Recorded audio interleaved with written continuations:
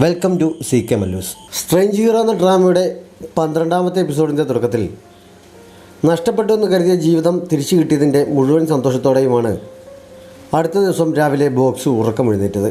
ഇൻഹോയെ അവൻ തട്ടി എഴുന്നേൽപ്പിക്കുന്നുണ്ട്. ബ്രേക്ക്ഫാസ്റ്റ് കഴിക്കാതിരുന്നപ്പോഴും അവന് സന്തോഷം അടക്കാൻ കഴിയുന്നുണ്ടായിരുന്നില്ല. ഇടയ്ക്കിടയ്ക്ക് അവൻ പൊട്ടിച്ചിരിക്കുന്നത് കണ്ട് നിനക്ക് വട്ടായോ എന്ന് ചേച്ചി ചോദിക്കുന്നു. അവൻ്റെ പ്രകടനം കണ്ട് അന്തം വിട്ടിരിക്കുകയാണ് അമ്മയും. ചോറിനുള്ളിൽ അവനൊരു ഹേർട്ട് ചിഹ്നമൊക്കെ പണിത് വയ്ക്കുന്നുണ്ട്. സ്കൂളിലെത്തി വോളണ്ടിയർ വർക്ക് ചെയ്തുകൊണ്ട് നിന്നപ്പോഴും ആ സന്തോഷം അവൻ്റെ മുഖത്ത് പ്രകടമായിരുന്നു. ബോക്സ് സ്കൂളിൽ മടങ്ങിയെത്തിയത് കണ്ട് പെൺകുട്ടികളൊക്കെ സന്തോഷം കൊണ്ട് തുള്ളിച്ചാടുന്നുണ്ട്. മിസ്റ്റർ പാർക്ക് പതിവ് പോലെ പുറകിൽ കൂടി വന്ന് അവനിട്ടൊന്ന് പൊട്ടിച്ചിട്ട് ചിരിച്ചുകൊണ്ട്, നീ വന്നുവല്ലേ, ഇന്നുകൂടി നീ വന്നില്ലായിരുന്നെങ്കിൽ ഞാൻ വീണ്ടും നിൻ്റെ വീട്ടിലേക്ക് ഇടിച്ച് വരാനിരിക്കുകയായിരുന്നു എന്ന് പറയുന്നു. ബോക്സ് മടങ്ങി വന്നത് കണ്ട് അതുവഴി വരികയായിരുന്ന വൈസ് പ്രിൻസിപ്പൾ അവൻ്റെ അരികിലെത്തി, നീ സ്കൂളിൽ എന്തെടുക്കുകയാണ് എന്ന് ചോദിക്കുന്നു. 2 ദിവസം വരാതിരുന്നത് കൊണ്ട് അവൻ്റെ ശല്യം തീർന്നു എന്ന ആശ്വാസത്തിലായിരുന്നു അദ്ദേഹം. അപ്പോഴാണ് ബോക്സ് വീണ്ടും വന്നിരിക്കുന്നത്. ഒരു സ്റ്റുഡൻറ്റ് സ്കൂളിൽ 2 ദിവസം അറിയിപ്പൊന്നും തരാതെ ആബ്സെൻ്റ് ആയതുകൊണ്ടാണ് ഞാൻ ഈ വോളണ്ടിയർ വർക്ക് ആത്മാർത്ഥമായി ചെയ്യുന്നതെന്ന് ബോക്സ് പറയുന്നു. നിനക്ക് സ്കൂളിന് പുറത്ത് എവിടെയെങ്കിലും പോയി ഇത് ചെയ്താൽ പോരെ, നീ കാരണം ഇപ്പോൾ എനിക്ക് ബ്ലഡ് പ്രഷറിൻ്റെ ഗുളിക സ്ഥിരമായി കഴിക്കേണ്ടി വന്നിരിക്കുകയാണെന്ന് പറഞ്ഞ അദ്ദേഹം അവൻ്റെ നേർക്ക് കയർക്കുന്നു. മറ്റു കുട്ടികളെപ്പോലെ ഞാൻ മര്യാദയ്ക്ക് എൻ്റെ പഠനം പൂർത്തിയാക്കിയിട്ട് പോയിക്കോളാം എന്നവൻ പറഞ്ഞപ്പോൾ അവന് നേരെ അദ്ദേഹം നിയന്ത്രണം വിട്ട് ആക്രമിക്കാൻ ചെന്നെങ്കിലും കൂടെയുണ്ടായിരുന്ന അധ്യാപകർ അദ്ദേഹത്തെ ബലമായി അവിടെ നിന്ന് പിടിച്ചുകൊണ്ട് പോകുന്നു. പതിവില്ലാത്ത സന്തോഷത്തോടെയാണ് സോജിയോങ്ങും അന്ന് ക്ലാസ്സിൽ ഹാജരെടുക്കാൻ എത്തിയത്. ബോക്സുവിൻ്റെ സീറ്റ് കാലി ചെയ്യിക്കുന്നത് കണ്ട് ബോക്സു ഇന്നും വന്നില്ല എന്നവൾ ചോദിച്ചപ്പോഴേക്കും ഞാൻ വന്നു എന്ന് പറഞ്ഞ് വാതിൽ തുറന്ന് ബോക്സു അകത്തേക്ക് കയറുന്നു. കുട്ടികളെല്ലാവരും അവനെ കണ്ട് സന്തോഷത്തോടെ ബഹളം വയ്ക്കുന്നു. ഇൻഹോ മാത്രം ഇവൻ പിന്നെയും വന്നതെന്ന മട്ടിൽ ഇരിക്കുകയാണ്. കുട്ടികളോട് സംസാരിക്കുന്ന കൂട്ടത്തിൽ ബോക്സു ചരിഞ്ഞും പിരിഞ്ഞും നോക്കുന്നത് കണ്ടപ്പോൾ സോജിയോങ്ങിന് നാണം തോന്നുന്നതിനാൽ അവൾ പെട്ടെന്ന് തന്നെ ക്ലാസ്സിൽ നിന്ന് പുറത്തു പോകുന്നു. അവൾ പോയി കഴിയുമ്പോൾ 2 ദിവസം വരാതിരുന്നത് എന്താണ്, ഇനി എന്നും വരുമോ എന്നൊക്കെ ചോദിച്ച് കുട്ടികൾ അവന് ചുറ്റും കൂടുന്നു. സംഘം ഉറക്കമായിരുന്നതിനാൽ കൂട്ടുകാർ തട്ടി ഉണർത്തി പറഞ്ഞപ്പോഴാണ് ബോക്സിനെ കണ്ടത്. അവൻ എഴുന്നേറ്റ് ബോക്സിന് അരികിൽ ചെന്ന് ഒരു ബർഗർ അവൻ്റെ മേശപ്പുറത്ത് വെച്ചിട്ട്, ഞാനിത് എറിഞ്ഞു കളയാൻ വാങ്ങിയതാണ് എന്ന് പറഞ്ഞ് പുറത്തേക്ക് പോകുന്നു. നിനക്ക് വേണ്ടെങ്കിൽ ഞങ്ങളുടെ മേശപ്പുറത്തോട്ട് എറിഞ്ഞു കളഞ്ഞാൽ പോരായിരുന്നു എന്ന് ചോദിച്ച് കൂട്ടുകാർ അവൻ്റെ പുറകെ പോകുന്നുണ്ട്. അവനത് തനിക്ക് നൽകിയതാണ് എന്ന് മനസ്സിലായപ്പോൾ ബോക്സ് പുഞ്ചിരിക്കുന്നു. സോജോങ്ങിന് സേഹോയുടെ ഓഫീസിലേക്ക് പോകേണ്ട ആവശ്യമുണ്ടായിരുന്നു. തലേന്ന് രാത്രി കഴിഞ്ഞതെല്ലാം മറക്കാൻ അവൻ പറഞ്ഞതും അവനെ തള്ളിയിട്ടിട്ടില്ല എന്ന് ബോക്സ് പറഞ്ഞതുമെല്ലാം മനസ്സിൽ കിടന്ന് ഇളകി മറിഞ്ഞെങ്കിലും തൽക്കാലം അതിനെക്കുറിച്ചൊന്നും സംസാരിക്കാതെ കുട്ടികളുടെ കാര്യത്തെക്കുറിച്ച് സംസാരിക്കാമെന്ന് തീരുമാനിച്ച് അവൾ അകത്തേക്ക് കയറുന്നു. കുട്ടികളെ കൗൺസിലിംഗ് ചെയ്തതിൻ്റെ അടിസ്ഥാനത്തിൽ അവർക്ക് ഇഷ്ടപ്പെട്ട കരിയറിനെക്കുറിച്ച് ലിസ്റ്റ് തയ്യാറാക്കിയത് അവൾ സേഹോയ്ക്ക് നൽകുന്നു. ഈ കരിയറിലുള്ള എക്സ്പേർട്സിനെ വിളിക്കുന്നത് അത്ര ബുദ്ധിമുട്ടുള്ള കാര്യമാണ് എന്നെനിക്ക് തോന്നുന്നില്ല.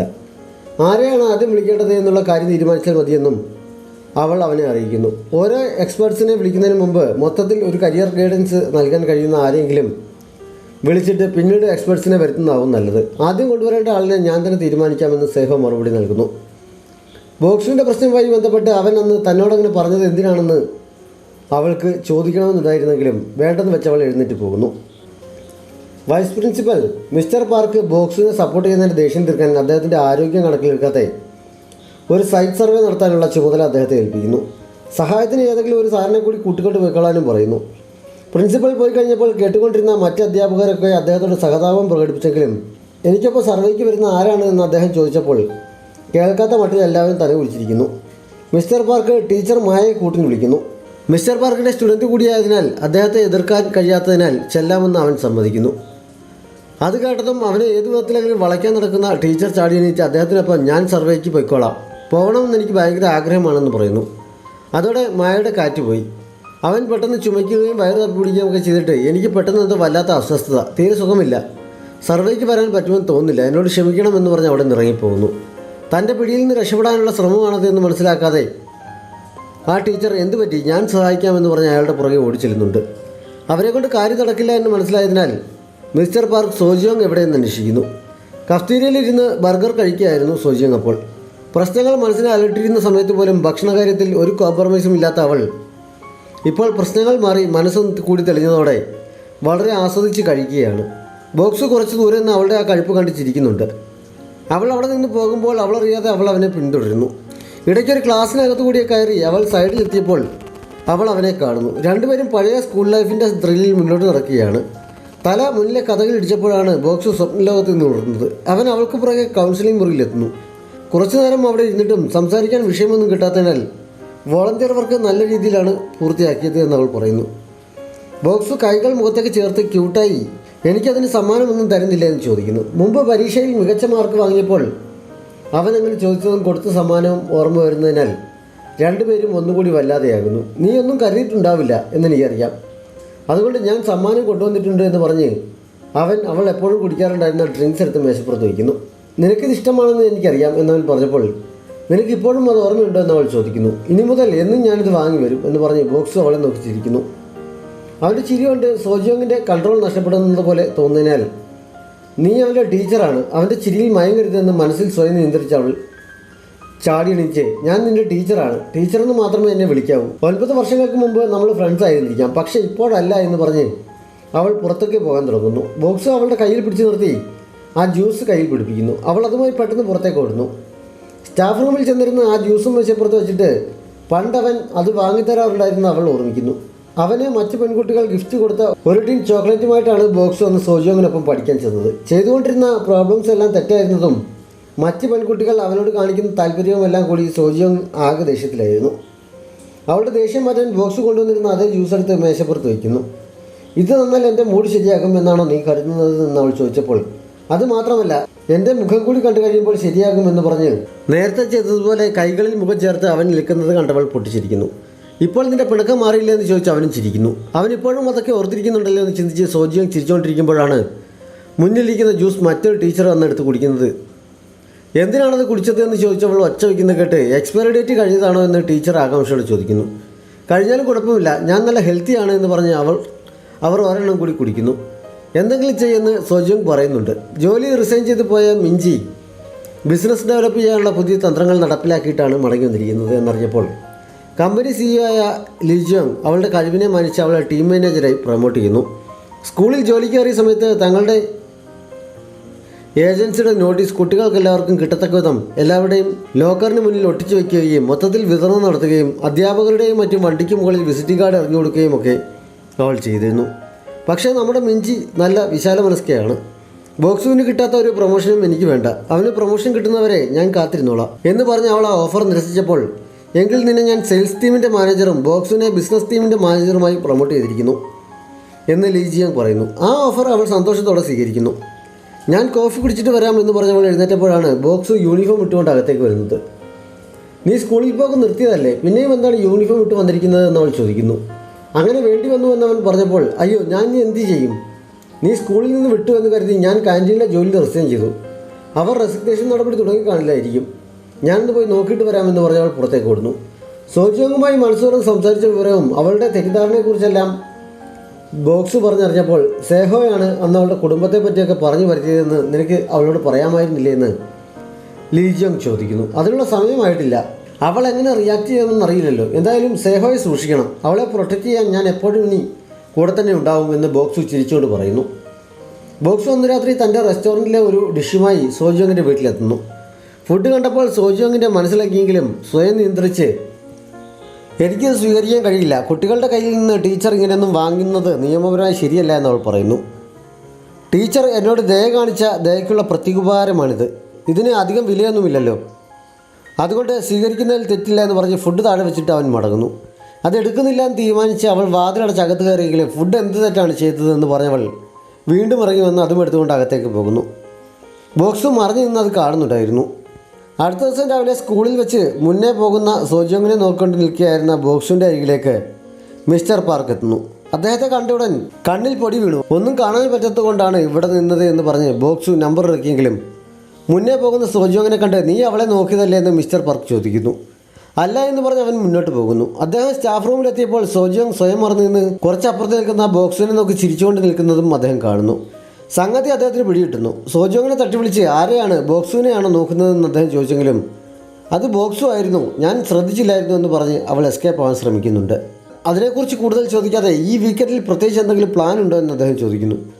ഒന്നുമില്ല എന്നവൾ പറഞ്ഞപ്പോൾ അത് നന്നായി എന്ന അർത്ഥത്തിൽ അദ്ദേഹം ചിരിക്കുന്നു. കരിയർ ഗൈഡൻസിന് വേണ്ടിയുള്ള സ്പെഷ്യൽ ക്ലാസ്സിന് വേണ്ടി ഞാൻ പുറത്തുനിന്ന് എക്സ്പേർട്ടായിട്ടുള്ള ഒരു സാറിനെ ഏർപ്പാടാക്കിയിട്ടുണ്ട്. എല്ലാവരും നല്ല കുട്ടികളായി വന്ന് ക്ലാസ് കേൾക്കണമെന്ന് സോജിയോങ് ക്ലാസ്സിലെത്തി കുട്ടികളെ അറിയിക്കുന്നു. ആ സമയത്ത് ക്ലാസ്സിലേക്ക് വന്ന് സേഹോയെ കണ്ട് ഇത് മാനേജറല്ലേ എന്ന് പറഞ്ഞ് കുട്ടികൾ ബഹളം വയ്ക്കുന്നു.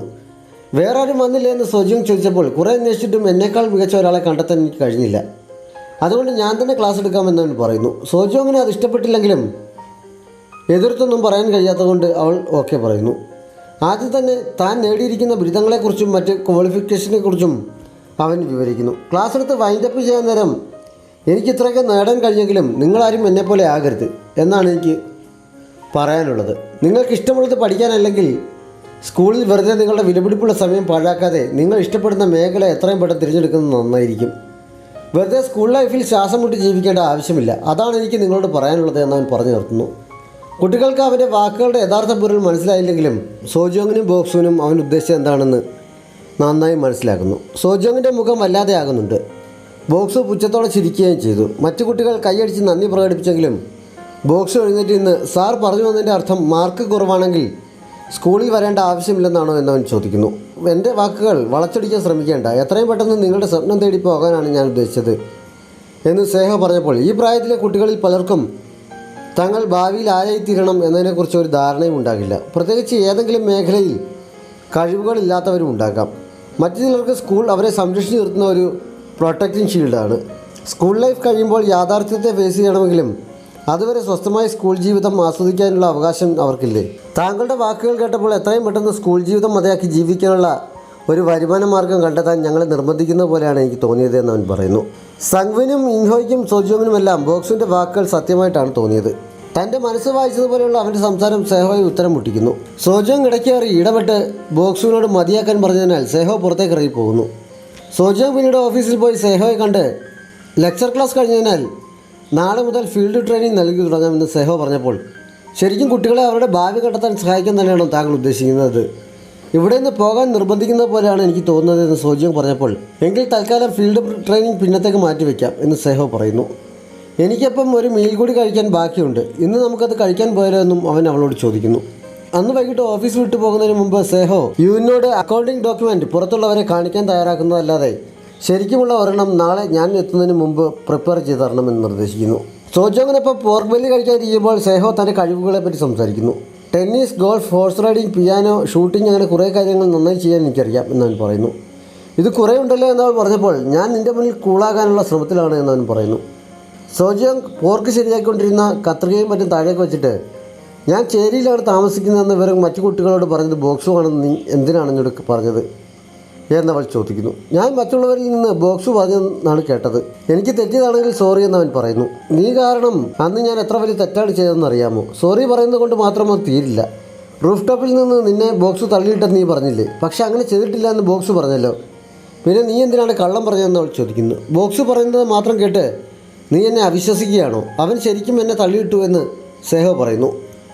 നിങ്ങൾ നല്ല ഫ്രണ്ട്സ് ആയിരുന്നല്ലോ, അപ്പോൾ അവൻ അങ്ങനെ ചെയ്യുമോ? കഴിഞ്ഞതൊക്കെ മറക്കാൻ നീ എന്നോട് പറയുന്നുണ്ടല്ലോ, പക്ഷേ സത്യം എന്താണെന്ന് അറിയുന്നവരെ എനിക്കൊന്നും മറക്കാൻ കഴിയില്ല എന്ന് പറഞ്ഞവൾ എഴുന്നേറ്റിട്ട് നിന്നോട് പ്രോമിസ് ചെയ്ത മൂന്നാമത്തെ മീൽ ആണിത് എന്ന് പറഞ്ഞു പോകുന്നു.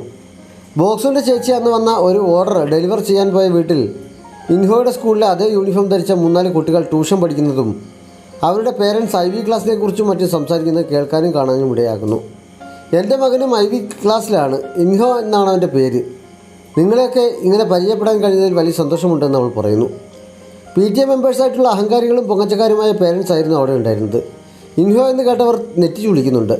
വൈൽഡ് ഫ്ലവർ ക്ലാസ്സിൽ ഇപ്പോൾ സേഹോ നടത്തുന്ന സ്പെഷ്യൽ ലെക്ചേഴ്സിനെ കുറിച്ച് അവർ പറഞ്ഞു കേട്ടതിനാൽ ബോക്സുവിൻ്റെ ചേച്ചി വീട്ടിലെത്തിയ ഉടൻ തന്നെ ഇൻഹോയെ വിളിച്ച് നീ അതിനെക്കുറിച്ചൊന്നും എന്നോട് പറയരുത് എന്താണെന്ന് ചോദിക്കുന്നു.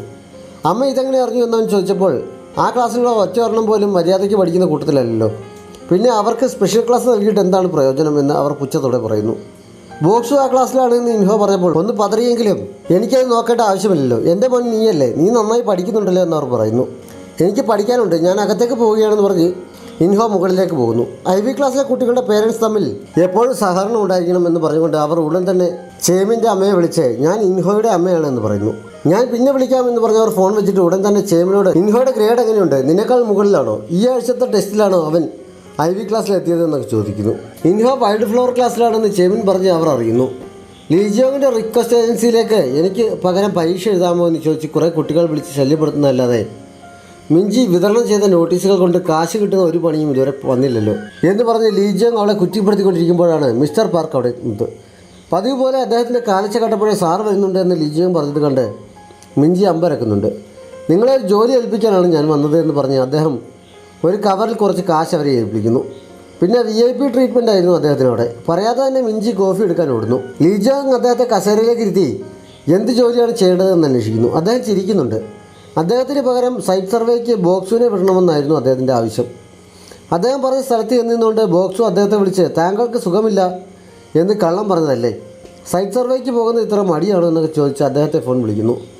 എനിക്ക് തീരെ സുഖമില്ല, ഞാൻ കിടപ്പിലാണെന്ന് അദ്ദേഹം ഫോണിലൂടെ പറഞ്ഞെങ്കിലും ശബ്ദം കേട്ടിട്ട് താങ്കളിപ്പോൾ നൂഡിൽസ് കഴിക്കുന്നതാണെന്ന് തോന്നുന്നു എന്നവൻ പറയുന്നു. ശരിക്കും നൂഡിൽസ് കഴിക്കായിരുന്നു. അദ്ദേഹം പെട്ടെന്ന് കഴിക്കുന്നത് നിർത്തി ഒന്ന് ചുമച്ചൊക്കെ കേൾപ്പിച്ചിട്ട് ശരിക്കും എനിക്ക് സുഖമില്ല, എനിക്കൊപ്പം വരേണ്ടിയിരുന്ന മറ്റൊരു ടീച്ചർ ഉടൻ തന്നെ അവിടെ എത്തും, അവർക്കൊപ്പം പോകാൻ പറഞ്ഞ് ഫോൺ വയ്ക്കുന്നു. ഒപ്പം വരുന്ന ആരാണെന്ന് ചിന്തിച്ച് നിൽക്കുമ്പോഴാണ് സോജിയോങ് അവിടെ എത്തുന്നത്. അവർക്കൊപ്പമാണ് പോകേണ്ടത് എന്നറിഞ്ഞപ്പോൾ ബോക്സുവിന് സാറിനെ കെട്ടിപ്പിടിച്ച് ഉമ്മ കൊടുക്കാനാണ് തോന്നിയത്.